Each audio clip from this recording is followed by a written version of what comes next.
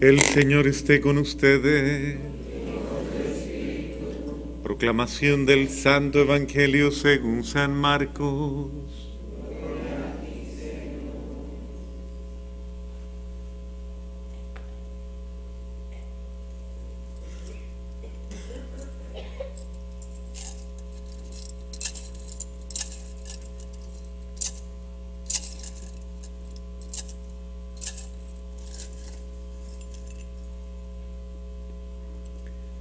En aquel tiempo, cuando salía Jesús al camino, se le acercó corriendo un hombre, se arrodilló ante él y le preguntó: Maestro bueno, ¿qué debo hacer para alcanzar la vida eterna?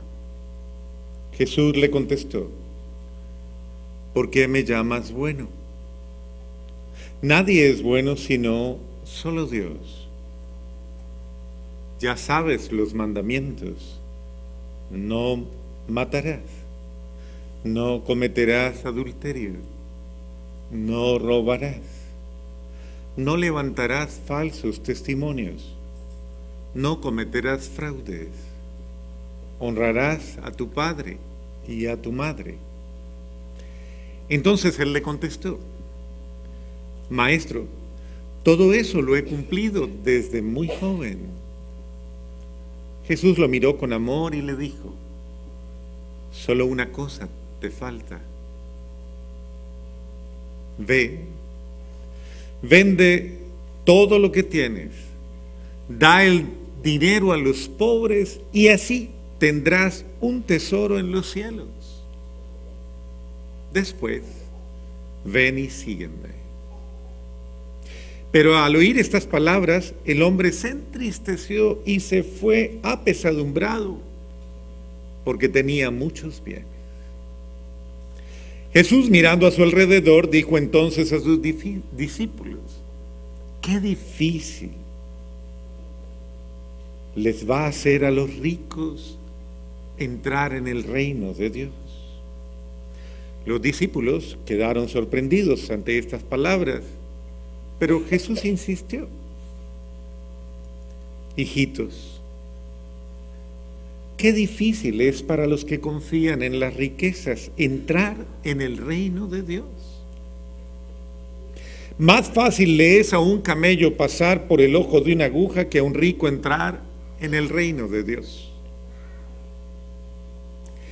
Ellos se asombraron todavía más y comentaban entre sí: entonces, ¿quién puede salvarse?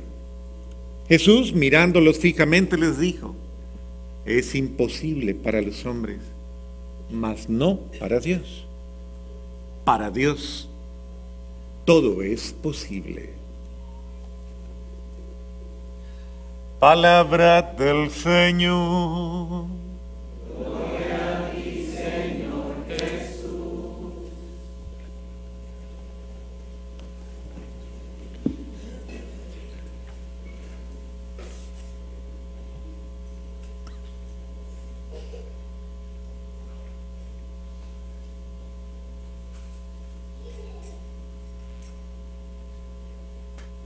Y partimos en nuestra reflexión del día de hoy de la vida de estas siete miembros de nuestra iglesia, bienaventurados por el amor de Dios, y que es algo muy bonito, porque es importante que todos pensemos que ellos nos están recordando que también cada uno de nosotros está llamado a vivir la bienaventuranza. Estamos llamados a ser bienaventurados. Y de hecho lo somos cuando asumimos el misterio, y lo asumimos con confianza, con alegría, con esperanza, con fe, con certeza. O sea, uno tiene que saber que su vida no es un fracaso, su vida no es una desgracia, su vida no es una maldición, su vida no está marcada por un destino negativo. No, su vida está señalada, asignada, de una manera muy especial, ungida, agraciada por el infinito amor de Dios. Uno tiene que pensar en eso. Dios me ama. Y yo soy un hijo privilegiado del amor de Dios. Dios me ama y quiere amarme más y quiere recrearse en mí. quiere manifestarse en mí, quiere gozarse en mí, quiere plenificarme a mí, llenarme a mí. Es decir, miren cómo es de importante que todos y cada uno de nosotros redescubramos todo este misterio del amor de Dios y precisamente nos dejemos llenar de esa presencia del amor de Dios. Jesucristo vino a anunciarnos el reino de Dios. Vino a anunciarnos la buena nueva de una vida muchísimo mejor, de unas condiciones de vida maravillosas, que superan todas las crisis que usted pueda tener, todas las situaciones difíciles, todas las realidades dramáticas de su vida, todo lo supera, todo. Cuando uno mira y cuando uno redescubre, es una lectura verdaderamente en el amor de Dios, en relación con Él, en cuanto Dios quiere el bien para mí, uno comienza a entender que la vida de uno no es una vida llamada al fracaso, ni a la desgracia, ni a nada de eso. Y ese es un buen motivo para uno comenzar a desechar malos pensamientos absolutamente negativos, y yo le podría decir que son pensamientos satánicos, diabólicos, porque son todo ese tipo de pensamientos con los cuales el ser humano comienza a tener la idea más absurda de sí mismo. Yo no sirvo para nada, yo soy un estorbo, yo soy un problema, nada me sale bien, a todo el mundo le causo molestias. Y bueno, lastimosamente hay personas que le ayudan, ¿no? Que le ayudan a esas personas y le van diciendo: me tiene cansado, me tiene aburrido, me tiene... ¿Hasta cuándo va a seguir usted así? ¿Qué voy a hacer para que usted cambie? Todas esas expresiones que de alguna manera como que eso expresan una falsa visión del ser humano. O sea, como que me molesta ese ser humano, me molesta incluso su vida. Y eso es una falsa proyección, y uno le puede servir a la voz del mal, porque yo no creo que el Espíritu Santo esté hablando por usted cuando usted le dice cosas feas a las personas con las que vive o con las que trabaja. ¿O sí? ¿El Espíritu Santo está hablando por usted cuando usted dice cosas feas? Entonces, ¿quién está hablando? No. Okay. Y acuérdese que hay violencia física y hay violencia verbal, violencia emocional, violencia psicológica, violencia afectiva, en muchos órdenes. Usted le puede quitar a otra persona las ganas de vivir, le puede dañar su autoestima, le puede dañar su visión, su concepto de sí mismo, estigmatizándola y poniéndola en el plano de un ser humano problema, que me tiene cansado, que me tiene cansada, que me tiene aburrido y que... Pero eso no pasa en su casa, ¿sí o no? ¿Cierto que no? Bendito sea Dios. Entonces, es importante que nosotros entendamos que Dios nos ha llamado a ser bienaventurados. Dios nos ha llamado a ser felices. De eso es que habla el Día de los Santos de hoy. ¿Quiénes son esos? Padre, ¿por qué los llaman santos? ¿Por qué les dan esa dignidad? ¿Por qué les reconocen? Por un estilo de vida. Son seres humanos común y corriente, como usted y como yo. Comían igual que usted, papa, arroz, yuca, frijol, igualito que usted.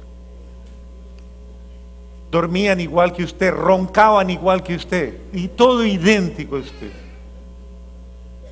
con una diferencia cualitativa, que básicamente en su forma de vivir habían aprendido dónde estaba lo importante.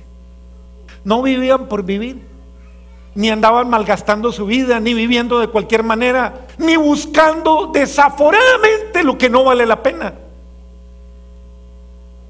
Ansiosos, obsesivos, compulsivos, buscando llenar vacíos personales. Eso le pasa a mucha gente.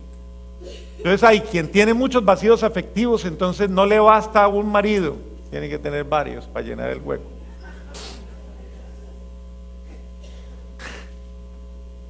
Tiene demasiados vacíos y no le basta una mujer, entonces tiene que andar buscando y anda de... ¿Quién es eso? Un ser humano que está lleno de vacíos, de carencias y que lastimosamente lo único que está haciendo es llenando vacíos. Y si no, entonces va llenándolos con bobadas. Yo sé que eso no pasa aquí, pero ¿no han visto que hay gente que compra y compra y compra y acumula y acumula y acumula y gasta y salió el último y ya antes de que salga lo está pidiendo porque ¿qué vacío está llenando usted?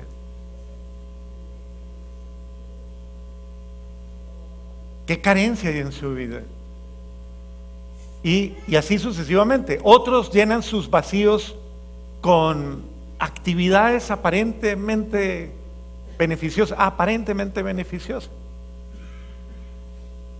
pero hay algo muy importante. Uno tiene que pensar muy bien si yo me estoy valorando a mí mismo, si yo me estoy redescubriendo a mí mismo, si yo me estoy dando cuenta de cuánto valgo y de cuán grande es el llamado que Dios me ha hecho a una vida bendita, a una vida bienaventurada, a una vida feliz, a una vida llena de Él, llena de lo único necesario para vivir. Porque cuando uno vive en sintonía con el que es lo único necesario para vivir, uno vive pleno, lleno, satisfecho. Por eso dice la palabra, busca el reino de Dios y lo demás se dará por añadidura. Pero busca lo esencial, busque lo esencial. Lo esencial es llenar mi vida de Dios. ¿Y qué es llenar mi vida de Dios? No es llenar mi vida de religiosidad simplemente. No es llenar mi vida de rezo simplemente. No es llenar mi vida, no, es llenar mi vida de interioridad. De interioridad. Es que hay mucha gente que no tiene nada acá adentro. ¿Cómo le llaman? La gente carreta vacía. ¿Usted sabe cómo suena una carreta vacía? Son supremamente escandalosa. Regularmente una persona bulliciosa, hace tanto ruido porque no hay nada adentro. Usted debe llenar su interior, su vida la debe llenar de interioridad, llenarla de sentido, llenarla de espíritu, llenarla de espiritualidad, llenarla de grandeza, subir de nivel.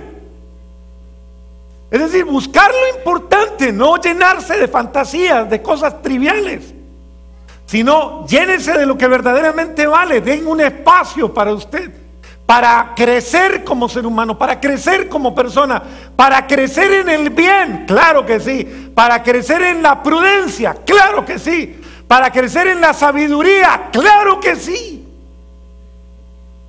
Haga más silencio, escuche más, medite más, piense más, reflexione más, interiorice más, comparta más.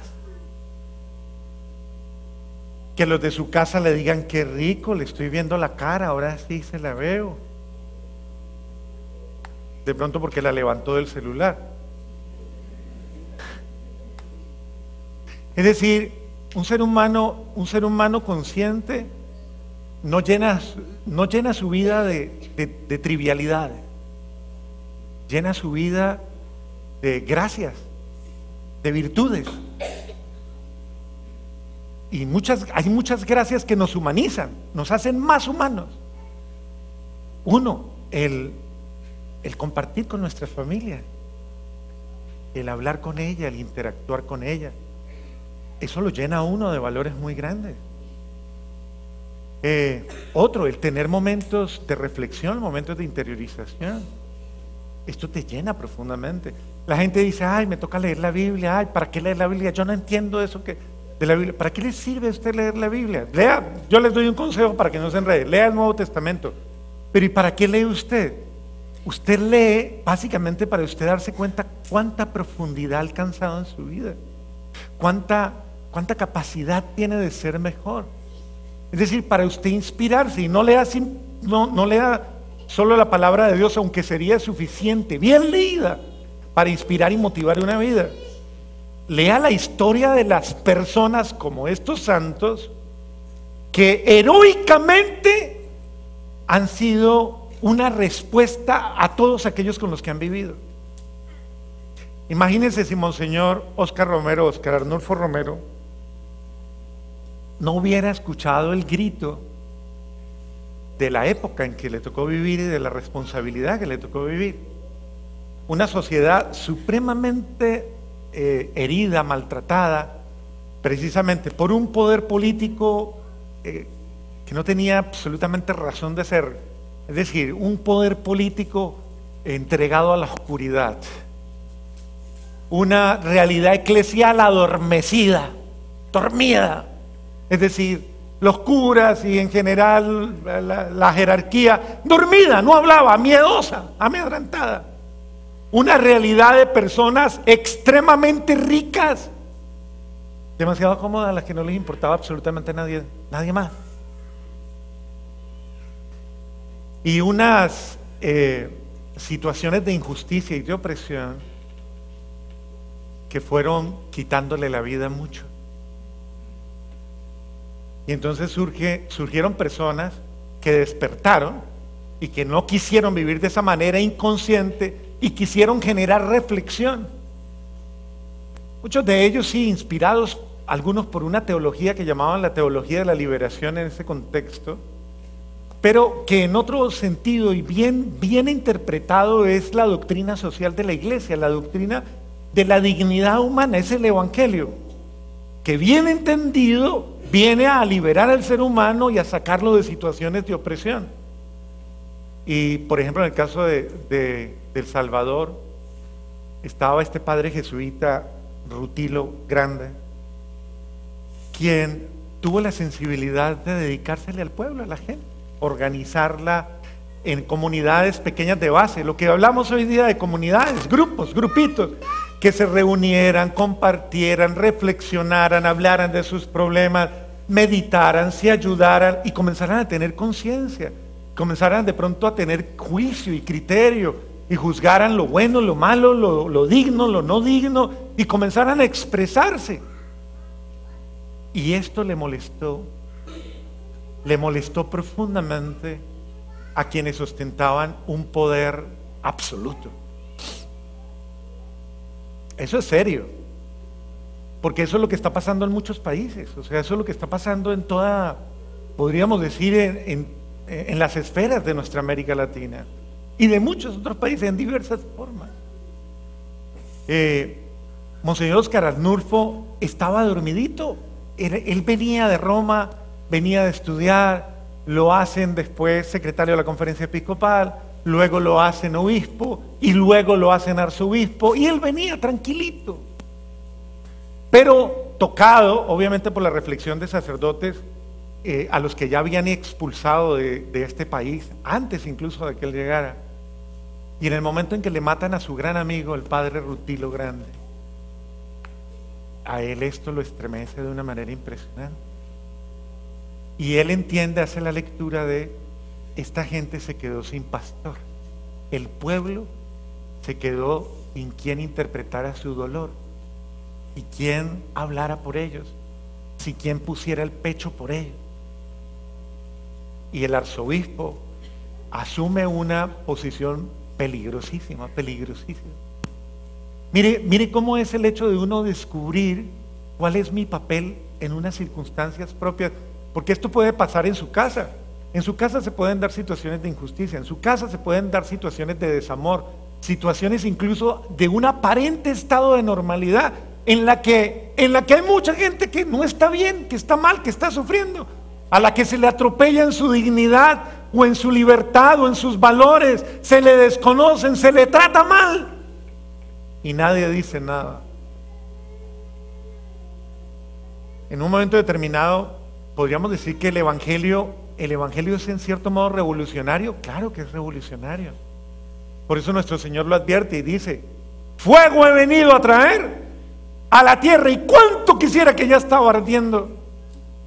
Y de ahora en adelante se los digo: dos en una casa estarán divididos, el padre contra la madre, los esposos entre sí, los padres con los hijos con los padres, la nuera con la suegra con la nuera.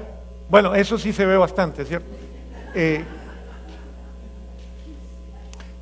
Pero es el Señor mostrando precisamente que cuando uno tiene el corazón puesto en el sumo bien, en el bien, y uno busca la verdad, y uno busca el bien, uno no se conforma con situaciones irregulares y anormales. O sea, porque me duele el otro. En el caso de Monseñor Romero, claro, le dolió a su amigo, pero le dolió de una manera directa todo el dolor que comenzó a escuchar del pueblo, de los campesinitos que venían a decirle: se me desapareció mi hijo, se me mataron a mi hermano, destruyeron mi casa, me tocó salirme e irme a vivir al monte. Luego llegó la guerrilla, luego, bueno, comenzaron a aparecer una cantidad de grupos, la gente propia, con un grupo que llamaban el grupo de... ¿Cómo era que le llamaban a ese grupo? Un grupo que era por el estilo de, como de esos emisarios que cuidan lo que pasa en la cuadra, ¿no? Entonces están vigilando, y eran familiares de todos, familiares, pero apenas veían algo irregular en usted, iban y le contaban al Estado, del Estado, y la propia familia entregando a su propia familia. Imagínense el dolor. Era obvio que alguien tenía que reaccionar, era obvio que alguien tenía que, al verse tan recargado, tan tocado, al ver las heridas, las llagas, tenía que gritar.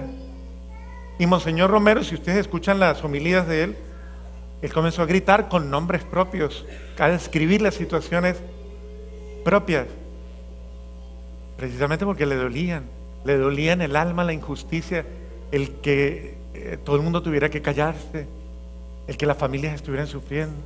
Comenzó a gritarle al Estado, a las fuerzas del Estado, a los militares, comenzó a gritarle a todo el mundo, comenzó a incomodar y a molestar, se tornó incómodo. Claro, a nosotros nos molesta alguien que nos recuerde la verdad, ¿cierto? Nos molesta. Es incómodo que alguien, de hecho, en el contexto de Vivencia 1, cuando uno está acostumbrado y acomodado a las circunstancias, si usted, por ejemplo, va en el carro y va en su carrito manejando y por algún motivo le tocó hacer un cruce indebido y de pronto las malas costumbres le llevan a... ¿No hay ningún policía por ahí? Ah, bueno. De pronto usted comienza a hacer el giro indebido y alguien dentro del carro le dice: eso no está bien hecho. Inmediatamente esa persona molesta, incomoda. Los demás que dicen: ay, cállese, hombre, no sea tan regalado, hombre, usted siempre pues. O en los mismos negocios, en las mismas cosas. Entonces la familia decide: hay que hacer esto, eso no es lo más legal, pero hay que hacerlo. Y alguien dice: eso no es correcto. Y ese que dice eso no es correcto, inmediatamente se muestra. Entonces comienzan a hablar en corrillo: venga, hablemos acá, porque a su hermana esa es un aguafiestas, su hermano ese es un... No hablemos delante de él, no hablemos delante de ella, porque ese se tira todo, ese critica todo, ese se volvió tan rezandero y tan rezandera, entonces ya no nos deja hacer nada, todo le molesta, todo le incomoda. ¿Y ve? Y no es que la persona, no, es que la persona tiene principios fundamentales en su corazón, con los que de alguna manera quiere preservar a su familia, preservar y llevar al bien, cuidarlos. Muy bien, Monseñor Óscar Arnulfo Romero fue eso. Alguien que defendió. Pablo VI fue igual. En guardadas proporciones, Pablo VI hizo algo que incomodó y todavía es absolutamente criticado por eso. Escribió una encíclica que se llama Humane Vitae, la vida humana. Y desde el momento en que escribió la vida humana, la Humane Vitae, se convirtió absolutamente indeseable para muchos sectores por la defensa de la vida. Y así sucesivamente. Muchos de los santos de los que hablamos han sido personas que no les ha gustado vivir de cualquier manera, sino que les ha gustado vivir bien, de una mejor manera.